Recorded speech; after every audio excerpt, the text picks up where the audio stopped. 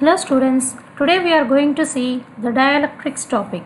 So mainly the dielectrics are used for the storage purposes, and why they are very important in the storage purpose, because whenever you apply some electric field onto the dielectrics, electric dipoles will be created, and these dipoles will in turn help us to store the energy.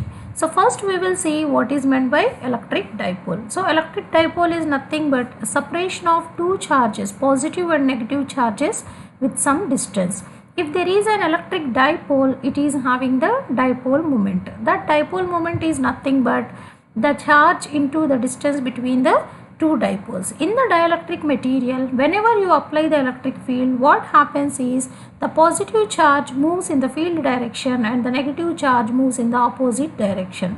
So because of that one, these two charge separation will be occur and dipole will be created. So because of the applied electric field in the dielectric material, the dipoles are created, and the process of creating the dipoles is known as polarization.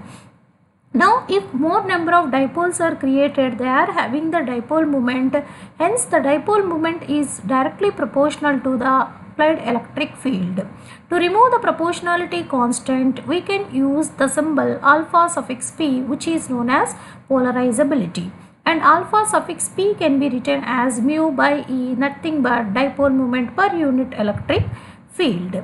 Now we can also write the polarization vector, means so this polarization phenomena will happen because of the applied electric field, means how many number of dipoles are created in unit volume of the material can be written as polarization vector. So the number of dipoles are having dipole moment per unit volume.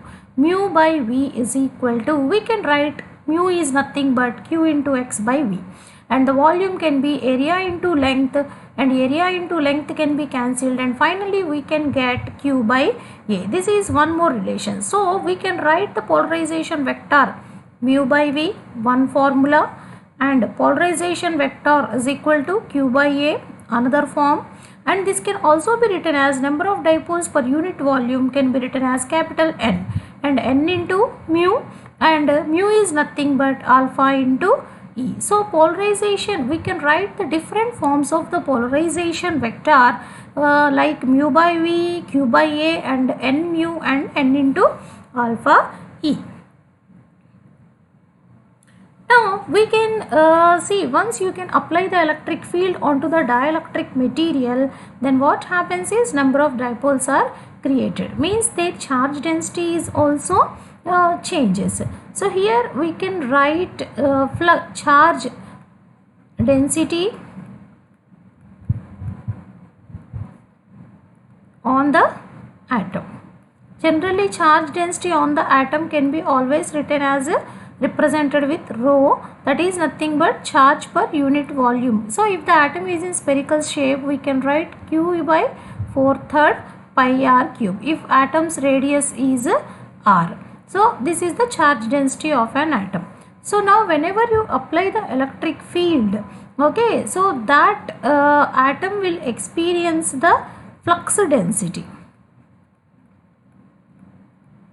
That flux density, electric flux density, is represented with capital D. So this flux density can be written as charge per unit surface area.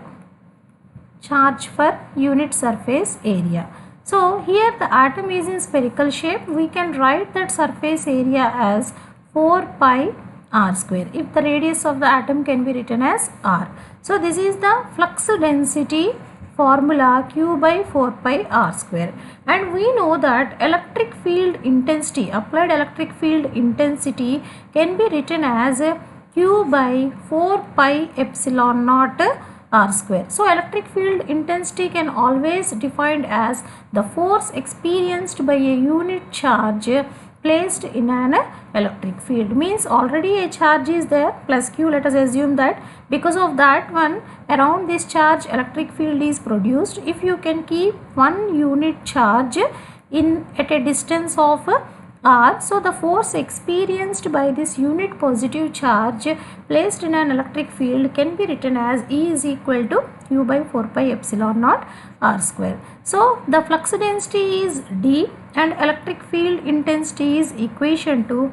Both we can write E is equal to Q by 4 pi R square by epsilon naught. So that implies E is equal to D by epsilon naught. That implies D is equal to E into epsilon naught. So this is one relation. Epsilon naught is the permittivity of free space.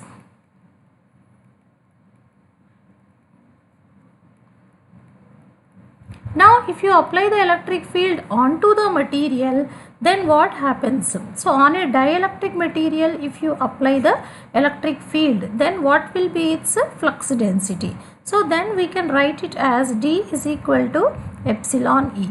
Means if you take a dielectric material like this, when you apply the electric field onto the dielectric material, then what happens? More number of dipoles are created. So as per the equation D is equal to E epsilon naught, we can write D is equal to epsilon E.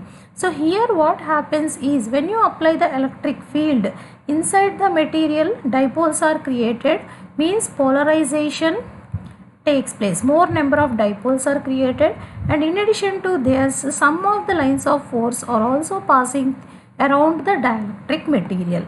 So hence D can also be written as epsilon naught E plus P, because some of the lines of force are passing in the air around the material, plus some dipoles are created in the dielectric material. So D in the dielectric material, we have written epsilon E is equal to epsilon naught E plus P. Okay, so here this relation is DEP relation, which is very important in further sessions. DEP relation.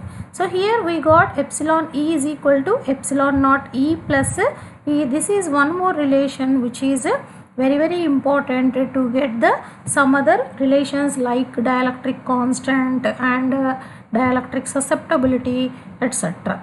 Now we will see dielectric constant.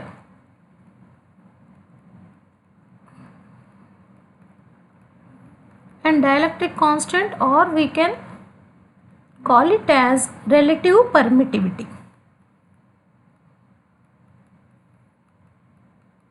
And it is defined as the dielectric constant or relative permittivity. Epsilon R is the ratio of permittivity of medium to the permittivity of free space.